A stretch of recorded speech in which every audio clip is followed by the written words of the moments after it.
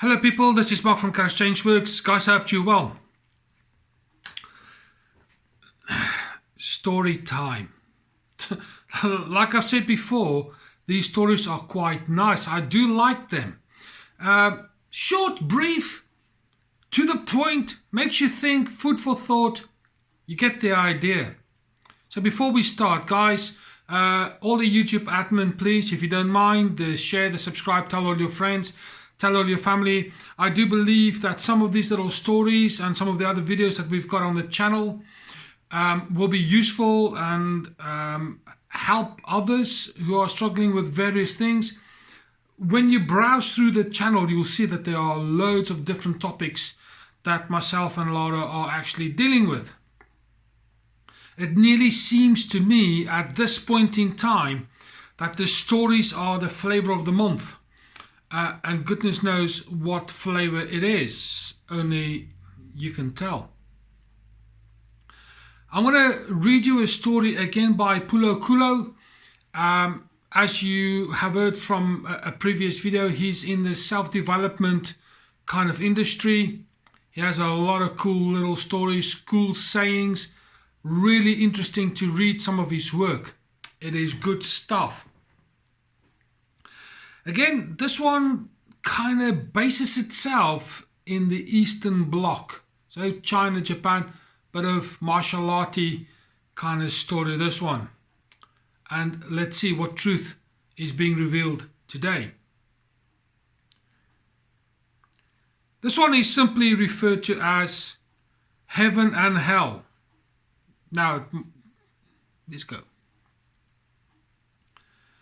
A violent samurai who was known for picking fights for no reason arrived at the door of a Zen monastery and asked to speak to the master. Without a moment's hesitation, Recant came to meet him. They say that intelligence is more powerful than strength, says the samurai.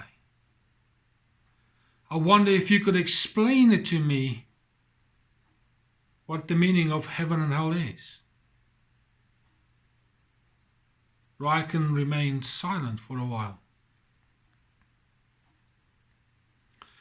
You see, sneaked the samurai,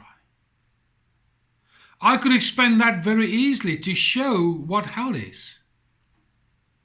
All I need to do is beat someone up. And to show you what heaven is, just let a person go free after menacing with him for a while. I don't argue with stupid people like you, says the Zen master. This made the samurai's blood boil. His mind was filled with hatred. Now that's hell, says Recant, smiling. Letting yourself be angered by silly things. The monk's courage disconcerted the warrior and he relaxed. And that is heaven, said Recant, inviting him in. Not reacting to silly provocations. There you go. So the question is, do we generate heaven? Do we generate hell through our own doings? I suppose, according to the story, the answer would be yes. Now, of course, as someone who believes in the spiritual, the supernatural, there is a real heaven and there is a real hell. And I suppose when we refer to things, when things go well, it's heaven on earth. Or when things go really, really bad, we as people refer to as hell on earth. We might even refer to it as heavenly, or it's Hellish. And I suppose really what's going on in this particular story is who controls the emotions. Because let's be fair, it's very difficult to control circumstances all the time. Yes, we might have a role to play that generates certain circumstances. And that's okay. We can't always control them.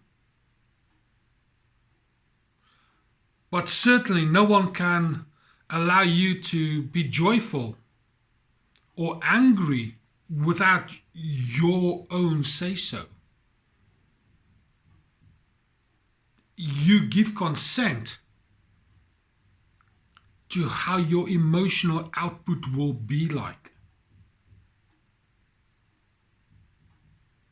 So I suppose in many ways, should we want to create heaven for ourselves,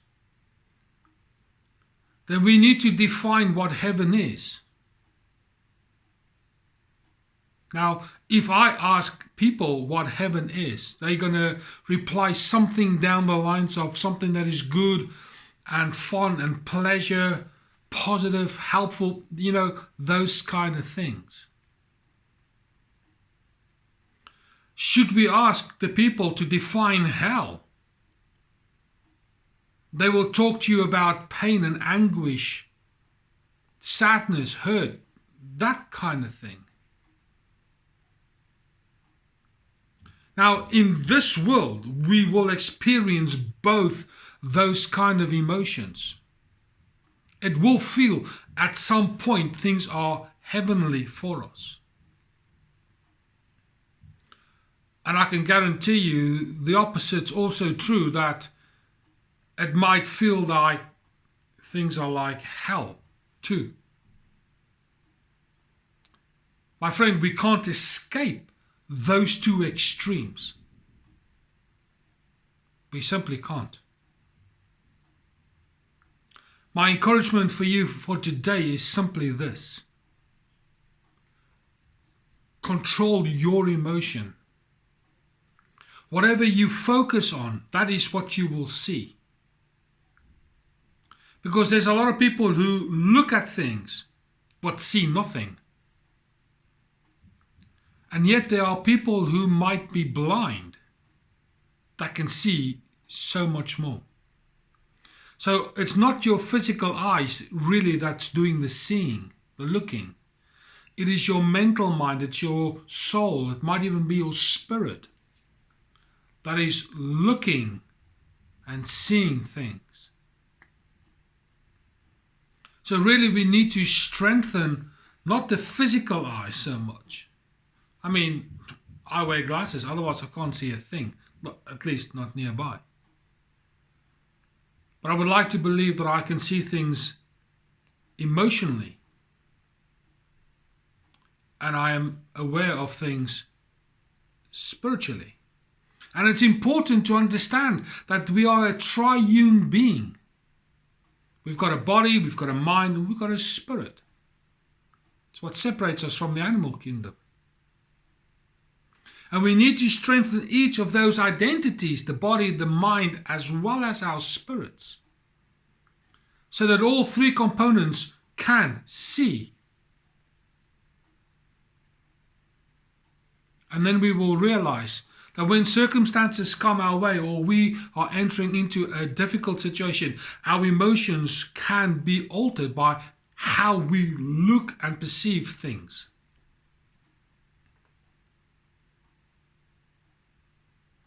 It's a powerful thing to be in charge of your emotions. It's a poor thing if your emotions can control you. Strengthen your ability to resist, to do bad things, for your emotions to control you, for you to just snap at just like this and react in anger or hatred or animosity, bitterness, those kind of things, those negative things. Learn to control them. Equally, when you are happy, joyful, excited, be quick to show that. Now, I'm not saying that we're not allowed to show our sadnesses and our anger. I'm not saying that. What I'm saying is, when you are angry and you show it to people, control it. That's a powerful thing. When we are upset, show it. It's a powerful thing. Sometimes, yes, we are bitter because we've been hurt and sneaked, and we've been, that line's been crossed. Yes, show it, but control it also. That makes you strong, at least in my eyes. So, who are you today? Are you the Zen master? Or are you this angry samurai warrior kind of person? That's all I want to say today. Who are you in relationship to this story? Like I said in the beginning of the video, please share and subscribe. Tell all your friends to do exactly the same. Comments in the comments box, please. And when you share, please tell all your friends to pick all when they hit the little notification bell. For now, this is Mark from Kharischangeworks. I'll speak to you soon.